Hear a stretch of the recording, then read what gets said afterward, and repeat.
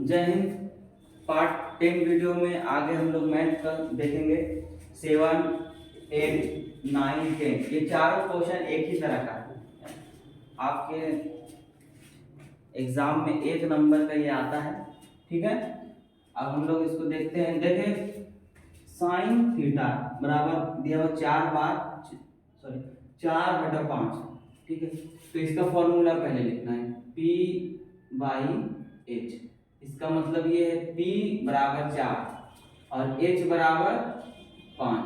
हमको क्या नहीं मालूम है? B नहीं मालूम है। P/B/H होता है।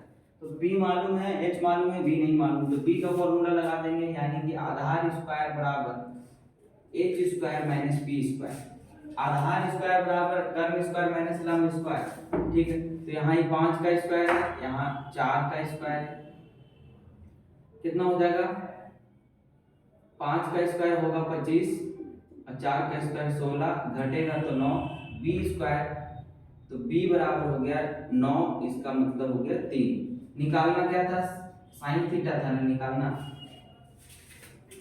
हाँ, सॉरी, cos थीटा और tan थीटा निकालना था, ठीक है। cos थीटा, तो cos थीटा का B/H, तो B का मान निकाल चुके हैं 3 और H का मान यहाँ से दिया है 5। और tan थीटा निकालना है, होता है P/B और यहाँ P है 4 और B है 3। हो गया आंसर। समझ में आई बात है ना। पहले साइन थीटा का मान क्या दिया हुआ है? 4/5। तो फॉर्मूला लिखेंगे 4/5। ऐसे मान सकते हैं कि 4 P बराबर 4x और H बराबर 5x, क्योंकि यहाँ पर जो मान दिया होता है वो अनुपात में दिया होता है। अनुपात में हम अगर अनुपात को हम संख्या में बदलना होता है तो कोई चर संख्या से गुना करना होता है। अगर गुना कर देते हैं तो भी चलेगा, नहीं करते हैं तो भी चलेगा। तो हम डायरेक्ट मान लेंगे कि P बराबर 4 और H बराबर 5, ठीक है। अब B निकालना है, यानी आधार निकालना है। तो फॉर्मूला में बताए थे हिंदी में, जब शुरू में फर्स्ट वीडियो में या सेकंड वीडियो में हम बताए थे कि B मतलब कि आधार स्क्वायर हिंदी में भी लिखाते हैं और इस टाइप से भी लिख देते हैं कि B स्क्वायर बराबर H square minus B square. मतलब जिसकी आवश्यकता होगी वो उस टाइप से लगा देंगे। यहाँ पर P और H मान है तो डायरेक्ट B लिख दिए। B स्क्वायर बराबर H square minus B square. यहाँ है 5 का स्क्वायर 25 और 4 का स्क्वायर 16। 25 में क्या 16, 9 स्क्वायर, 9 किसका है? 9 का स्क्वायर क्या होगा? 9 का स्क्वायर रूट क्या होगा? 3। अब यहाँ cos का मान और tan का मान जिस तरीके से हम लोग पहले निकाले थे वो निकालना। अब इसमें भी वही काम करना है, इसमें भी वही काम करना है, इसको भी वही काम करना है, ठीक है। देख लेते हैं। P/H, P बराबर 3 और H बराबर 4, तो P निकालना है। P तो दिया, B निकालना है ना। B root under H square minus P square, ठीक है। ये हो गया 4 का स्क्वायर माइनस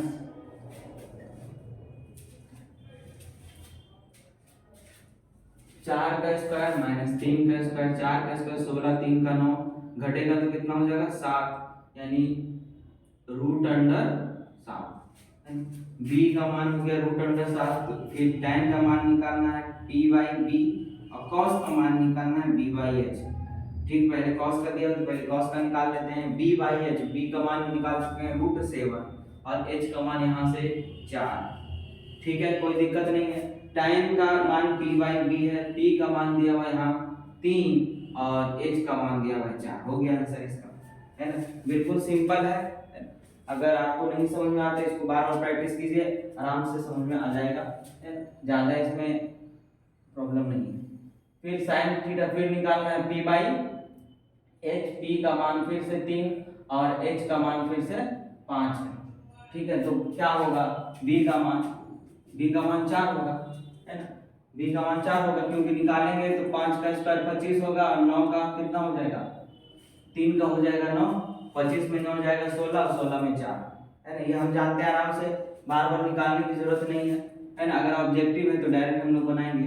B/H, B का मान हो गया 4 और इसका मान हो गया 5। फिर P/B, P का मान हो गया 3 और B का मान हो गया 4। हो गया आंसर। B का मान कितना? 4, ठीक है।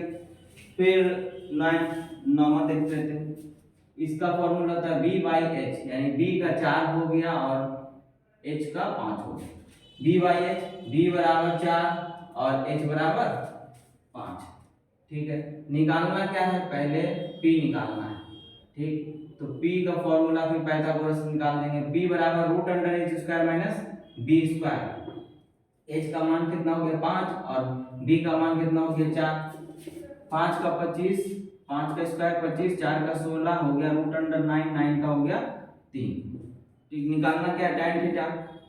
tan थीटा बराबर होता है p बाई b। p का मान हो गया 3 और b का मान यहाँ दिया हुआ है 4।